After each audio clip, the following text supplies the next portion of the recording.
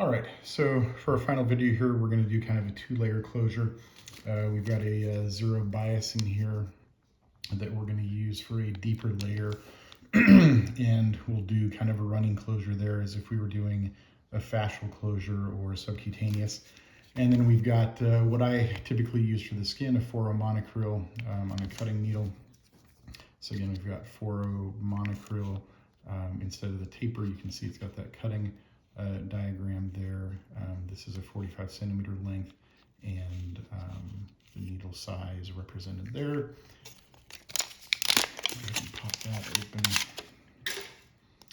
All right, so we'll keep that in reserve. We're going to use our biasing initially here. This isn't a suture that we really use much, but I've got some for practicing suturing.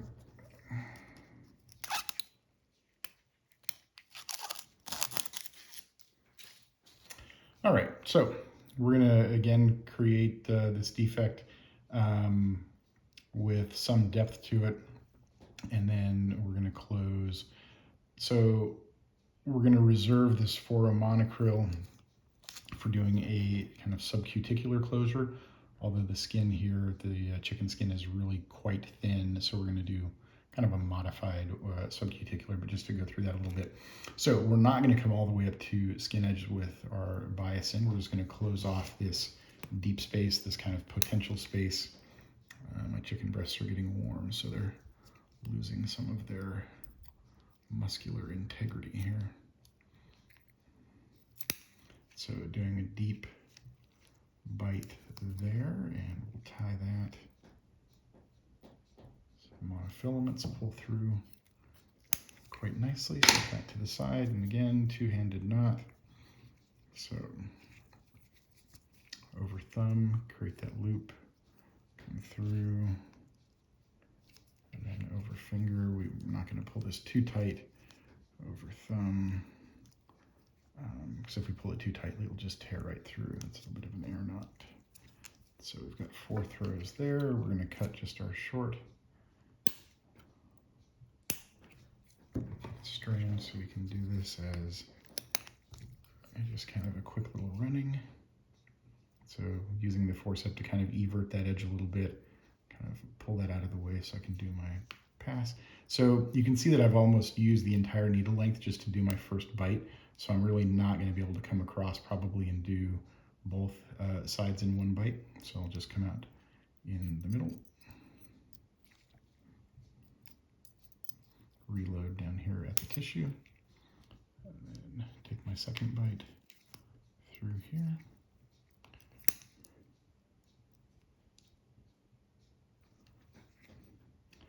If I did want to try to do it in one bite, I'd have to really choke back on the needle. Again, we don't want to grab way out here at the swedged end because it might, in crushing that, detach the suture.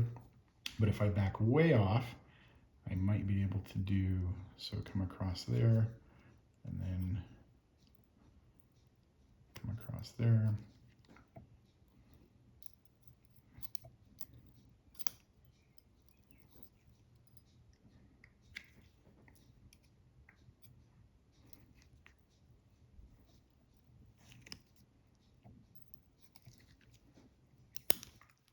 And we're not doing a locking here, but just this quick little running.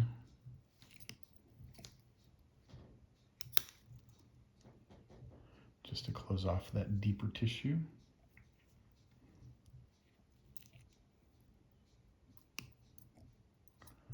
And then we'll tie this one here. So again, because we've been doing this running, we have a loop here and a single strand. So we just kind of treat the loop as a single piece of suture. Over thumb, cinch that down, over finger, over thumb, over finger. So that's 4 throws, 2 complete square knots. We'll cut this kind of short just so it doesn't poke up through the skin.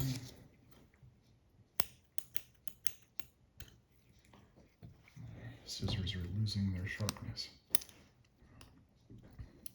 All right, so now we've got essentially the deeper area of this closed, and we're gonna kind of simulate a subcuticular closure here. So we're not gonna be going only through the skin itself, but just kind of treating that as if it was one thing. So we'll hope that the skin kind of stays stuck to that, although it's not. But I'll show you how I kind of approach these in general. So you can see with the 4.0 that is a very tiny needle, and that the suture itself is quite fine. These pickups are actually a little bit big, so I'm going to come up here, get something that's a little bit closer to my adsins. You usually want to match the tissue, not only, match the forceps to the tissue that you're closing, but also to the size of the needle. So with our real large suture, large needle, heavy tissue like fascia, we would use a heavier forceps like the Ferris Smith or the Bonnie's. When it comes to fine work with a maybe 3.0, but certainly with the 4.0, having a smaller needle driver is nice. Having the smaller tipped forceps, this is kind of an adsin, is nicer. So with the subcuticular, I start that off with a bite that's actually below the skin, that's kind of deeper down. And this is just to anchor this suture. So again, we pull that through. I don't have my reading glasses on. I'm gonna try to,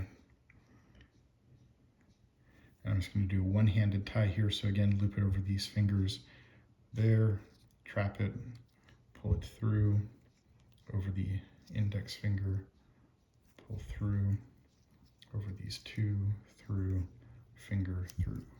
4 throws, 2 complete score knots for monochrome. And we'll cut just our short one.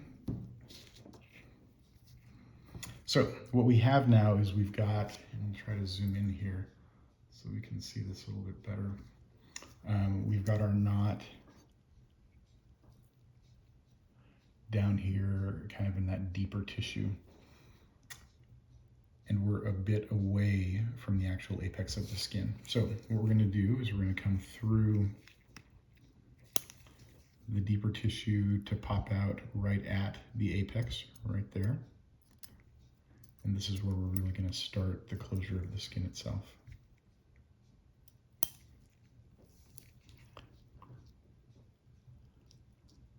Sorry, I'm getting my thread wrapped around my tissue here. That's where it pays to have a good assistant.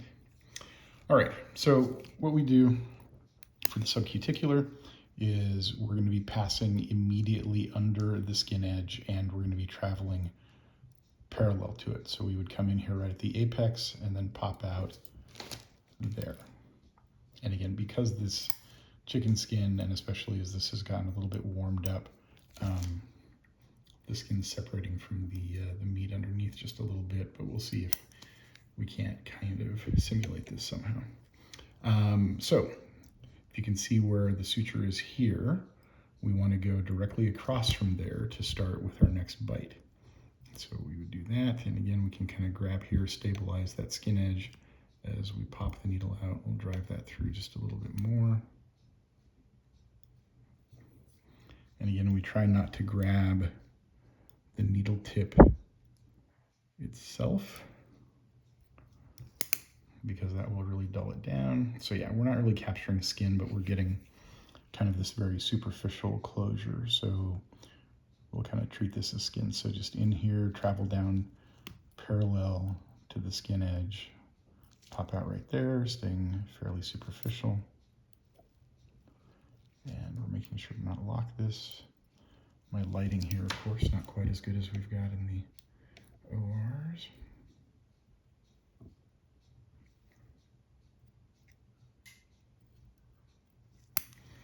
And so just back and forth, one side to the next. Come in here, travel down parallel. This side, it seems the skin edges, that skin's a little bit more attached, not a lot, but some. So you can see that I've come out right here. So my next bite would be going in right here. I usually take a couple, 2 or 3 bites and then pull it all the way through. Yeah. So again, with how loose this skin edge here, it's not really trapping it over, but you can see how it's closing this defect very nicely. And with a completely buried suture line, because we buried our knot down in that deeper tissue to anchor it, and now each of the bites that we're taking is actually just right underneath the skin edge.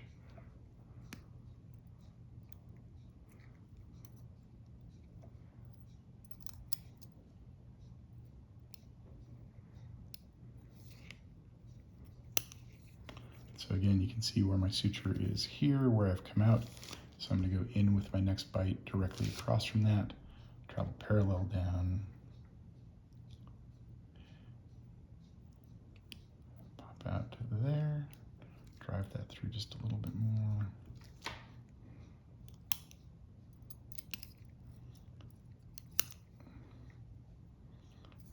All right. And then as we're getting down here towards the end of the defect, you can see where our knot is here from that bias-in that we placed.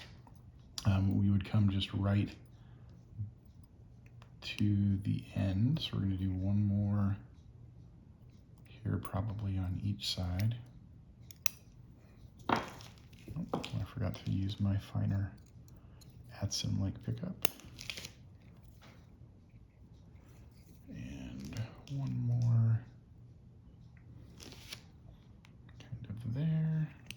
This is just kind of going through the tissue. We're a little bit beyond where we had really created that defect, since our skin edge is being a little bit tricky. All right, so let's say that we had, I'm just going to do a quick little bite there. All right, so our final bite here, coming out right at the apex where our skin edge is cut.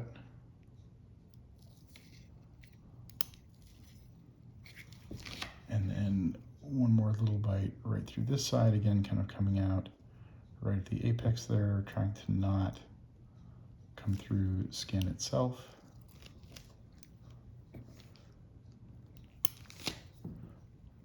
All right. So now we've got loop and single strand, and again, this, if the skin was really connected to the underlying tissue, it would be bringing that edge nicely together. But we can go ahead and tie this.